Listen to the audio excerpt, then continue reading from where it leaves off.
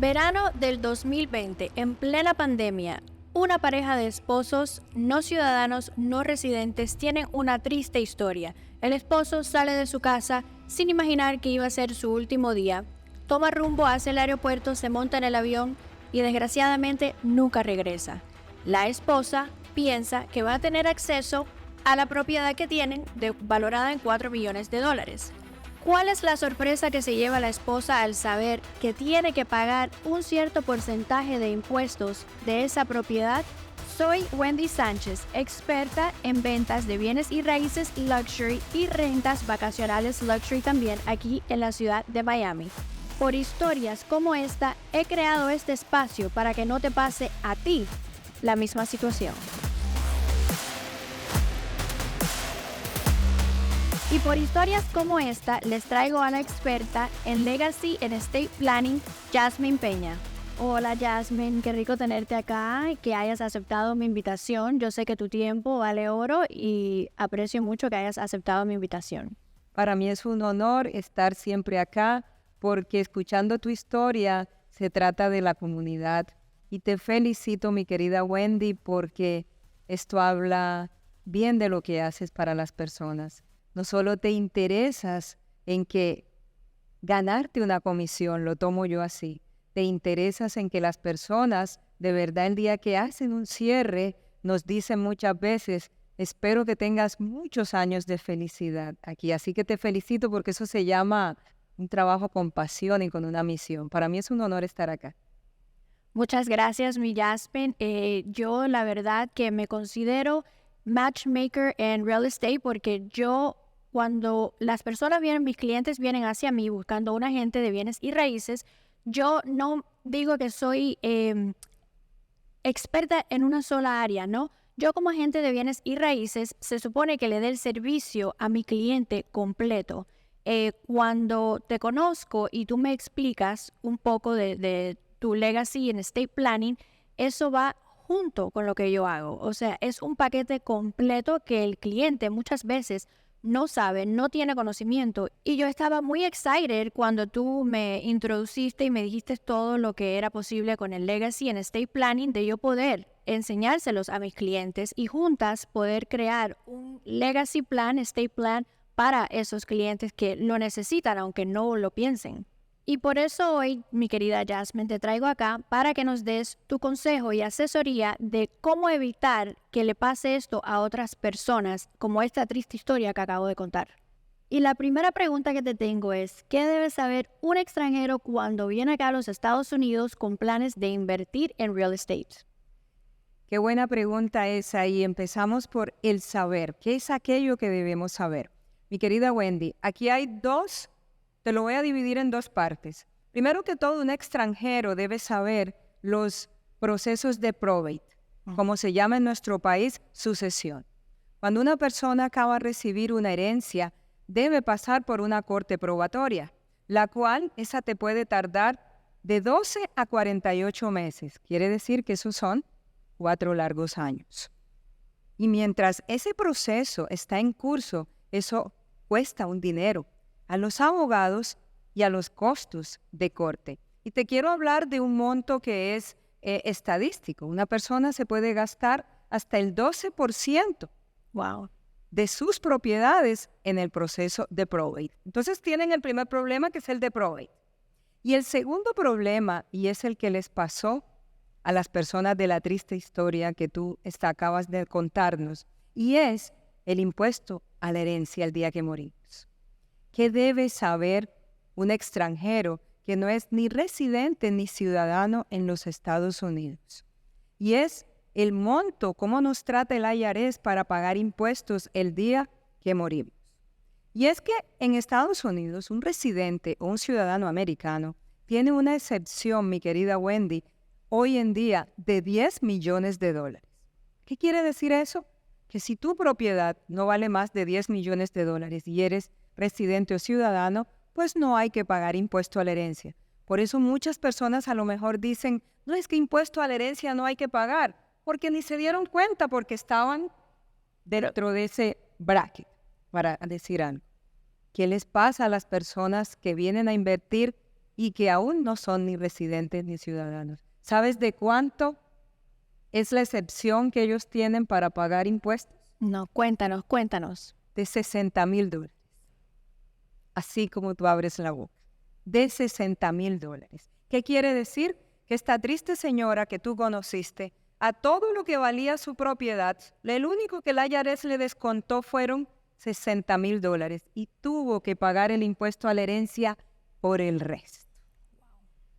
Así que vuelvo y te felicito porque toda persona que llega a este país a invertir tiene que hacer cómo soluciona estos dos problemas. Entonces, como estás diciendo cómo se soluciona, el primero se soluciona creando un Revocable Living Trust. ¿Qué es un Revocable Living Trust? Es ese documento que te va a apartar de las cortes, no hay probate. Porque en vida esa persona transfirió sus bienes a la esposa. Bueno, vamos a explicarle un poco a las personas cuál es la diferencia entre probate, revocable living trust and irrevocable trust. Okay.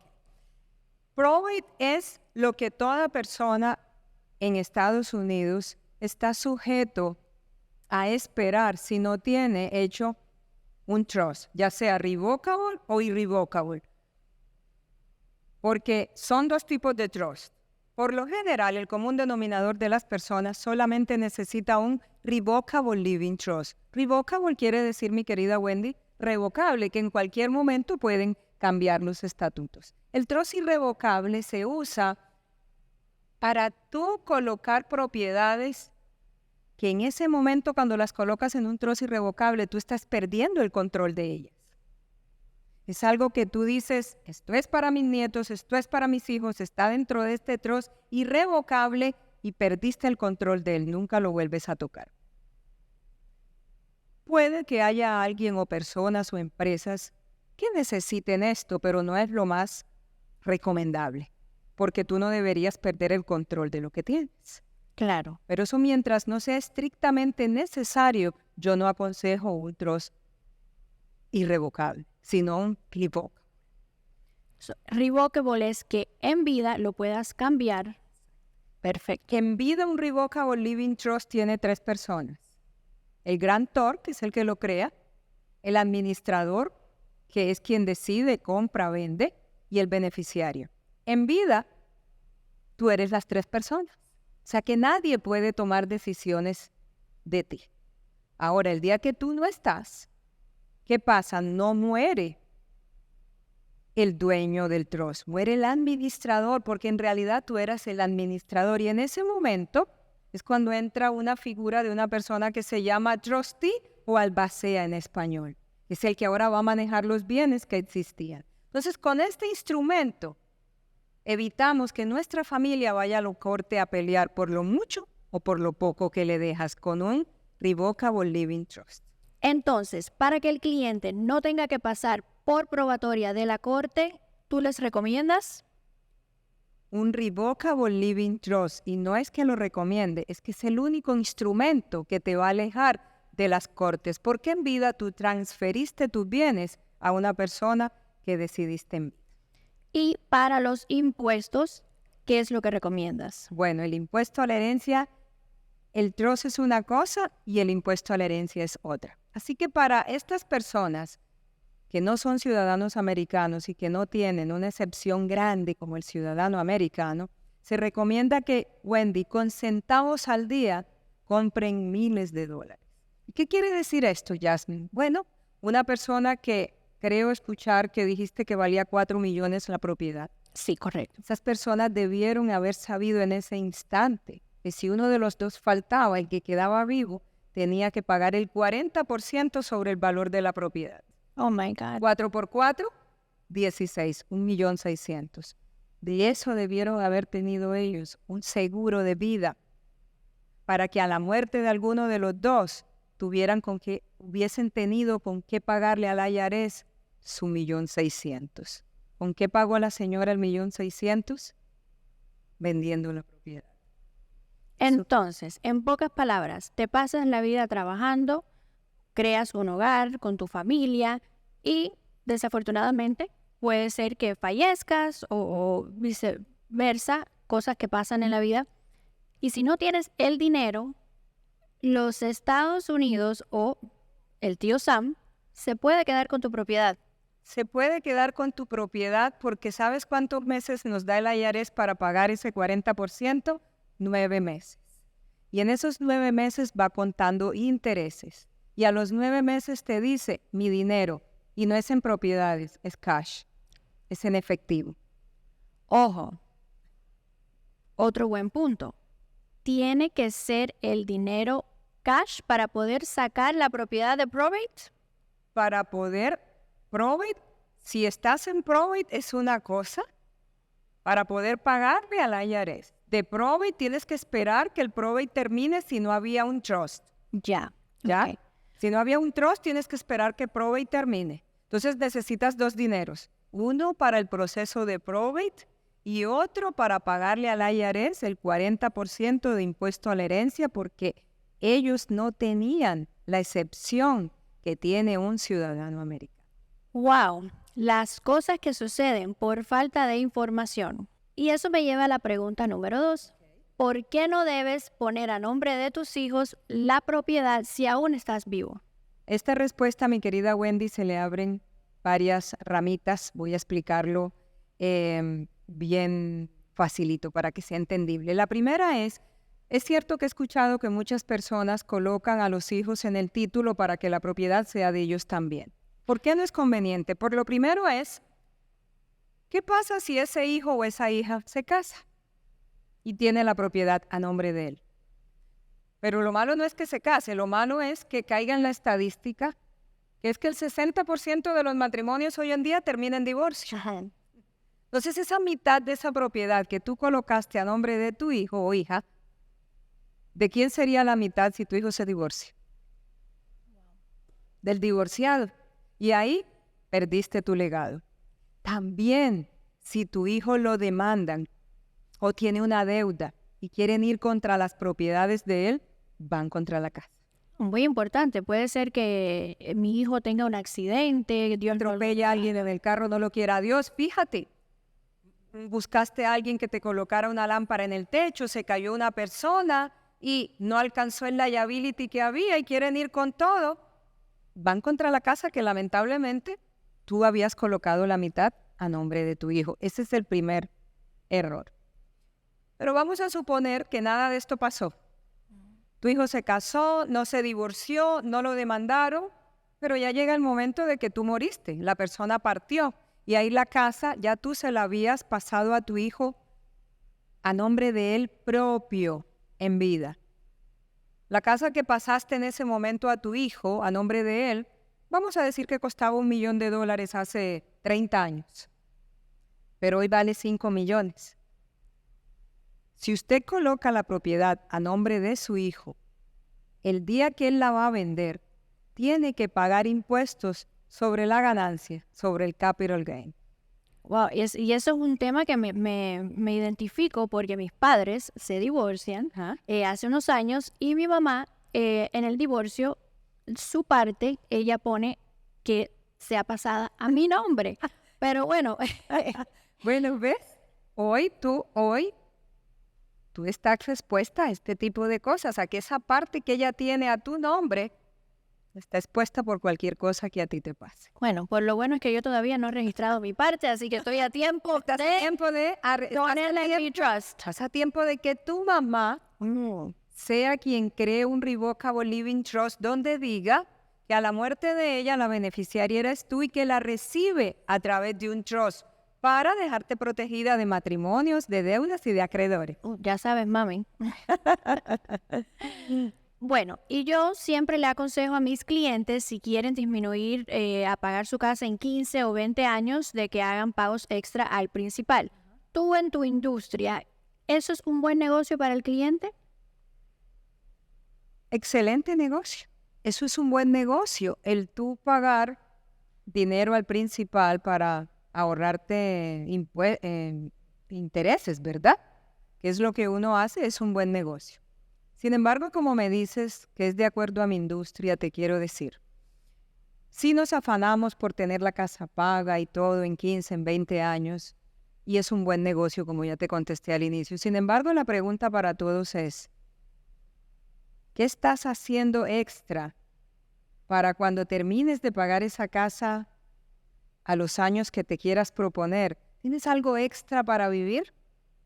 Porque terminas de pagar la casa y no vamos a vivir de puertas o ventanas, ¿verdad?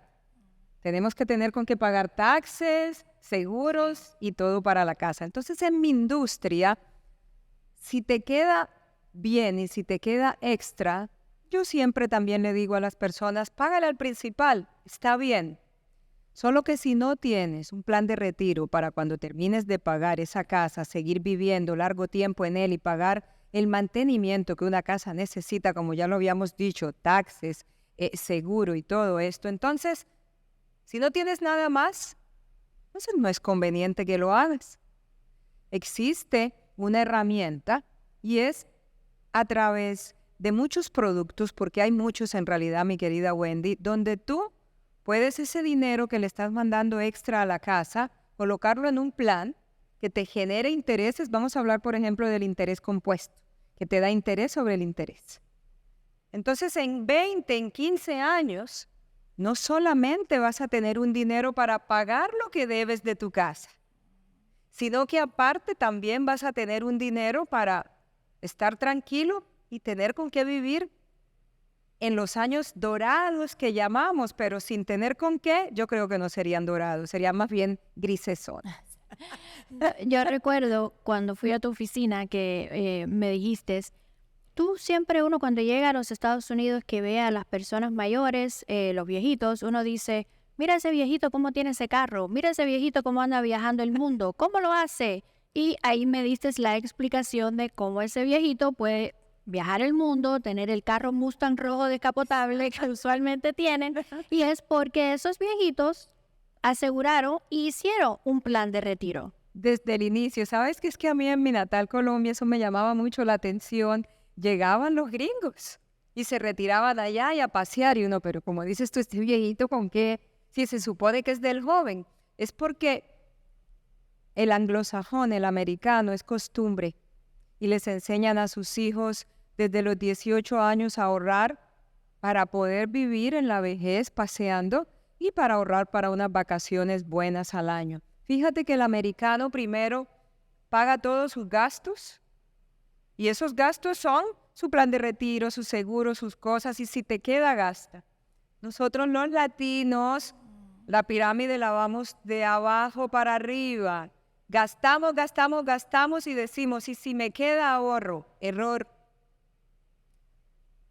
Eso que tú quieres para ti en el futuro tiene que ser lo primero, porque hay una palabra y se llama prioridad. ¿Cuál es mi prioridad? ¿A dónde quiero yo llegar? No, y aparte, creo que el latino siempre dice, para eso tuve hijos. Mis hijos me van a mantener en la vejez. Mis hijos me van a cuidar. A la diferencia del americano, que sabe que sus hijos a los 18 años se van de la casa y ellos tienen que ver por su retiro y por su vida. ¿Sabes que es bueno ser buen hijo y es bueno ser buen padre? Te voy a contar una pequeña historia acá. Cuando nosotros llegamos a este país, bueno, yo llego soltera, llego con un hijo ya grande y uno que nació acá, pero cuando mi hijo mayor tiene 16 años, yo tengo un novio que hoy en día es mi esposo.